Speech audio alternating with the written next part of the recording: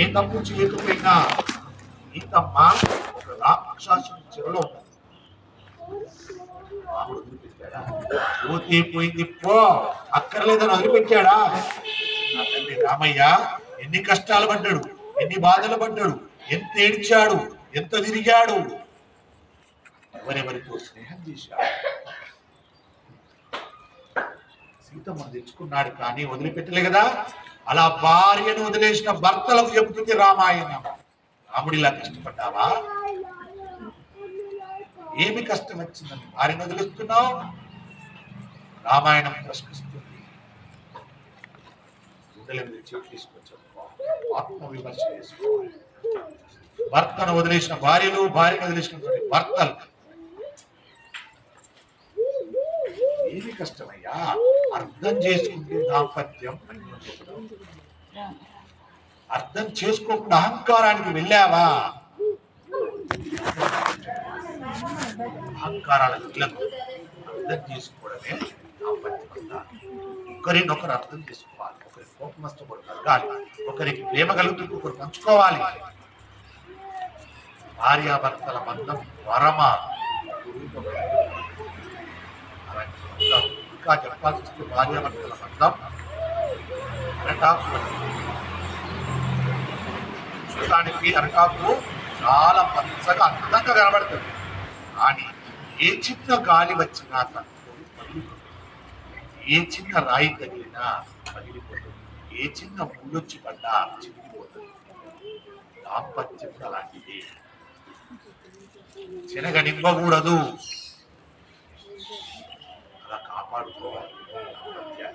పొరపాటు జరిగిందా ఇద్దరు కూర్చొని మాట్లాడుకుంటే సమస్య పోతుంది.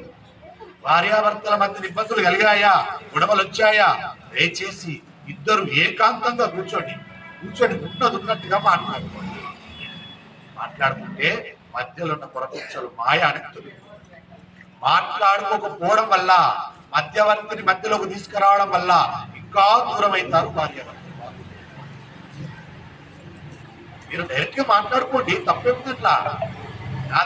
ఇదైంది, ఇదైంది, ఇవి తప్పు చేశావా, ఇవి తప్పు చేశావు, ఇది నాకు నచ్చలేదు, నచ్చకపోతే నేను మార్చుకుంటా అని వర్తనాలే అని భార్య. ఇద్దరు కూర్చొని మనసు మాట్లాడుకుంటే ఇంట్లో సమస్య తప్పకుండా ఎంత పెద్ద సమస్య.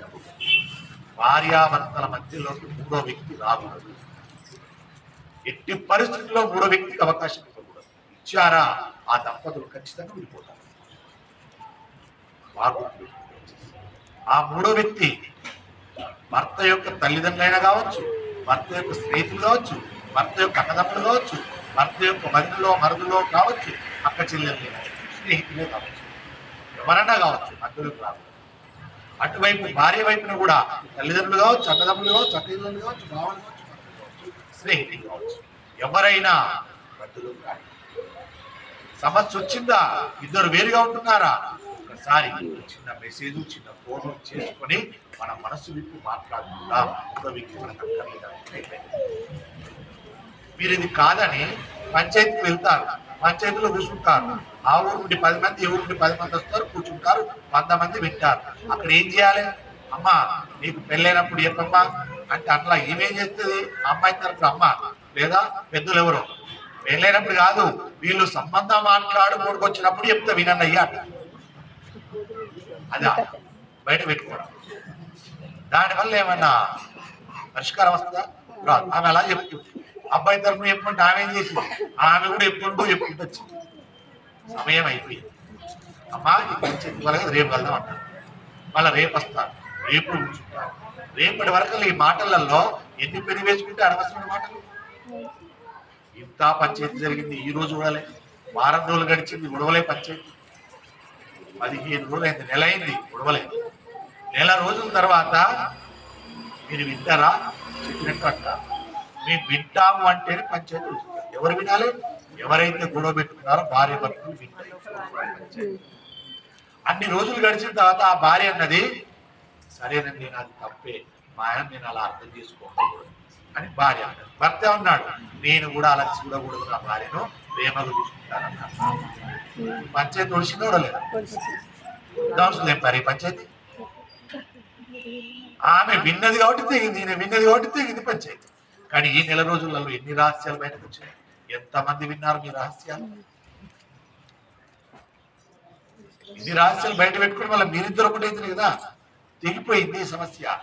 ఇదేదో మీరే ఇద్దరు కూర్చొని చక్కగా మాట్లాడుకుంటే సమస్య పోతుంది కదా. క్షమించు అంటే పోయేది ఏంది? భార్యను భర్త, భర్తను భార్యనన్నా, భార్యను భర్తనన్నా వేరు కాదండి, వారిద్దరు ఒకటి. ఎప్పుడైతే సూత్రము మెడలో పడ్డదో ఆ ఇద్దరు శరీరాలు వేరు కానీ ఒక్కటిని బతకాలని చెప్పింది. దానికి నిదర్శనాలే సూత్రం, దానికి నిదర్శనమే జీలకర్ర బెల్లం, దానికి నిదర్శనమే అక్షతలు, దానికి నిదర్శనమే వివాహంలో జరుగుతున్న ప్రతి క్రియ. ఇద్దరు ఒకటే ఉండమని చెప్తుంది. వీటిని పట్టుకుంటే ఆదర్శవంతులను దాంపత్యం చేయలేరా? సీతారాములా ఉండలేరా? అదదు, సీతారాములు ఉండకండి దయచేసి. ఓ సీతారాములు పరమ పవిత్రమైనటువంటి జంట. ఈ జంటలు నా జంటతో పోల్చడమా? విషతుల్యమైన జంటలు ఇప్పుడున్న జంటలు. సీతారాములు అంటే అయిపోయాయి, వారికి ఒక పెద్ద జ్వరమే ముట్టుకుంటుంది. సీతారాముల గురించి మాట్లాడదు. ఎందుకు? సీత కష్టాలు పడ్డది, రాముడు కష్టాలు పడ్డాడు. ఎందుకు పడ్డారు కష్టాలు?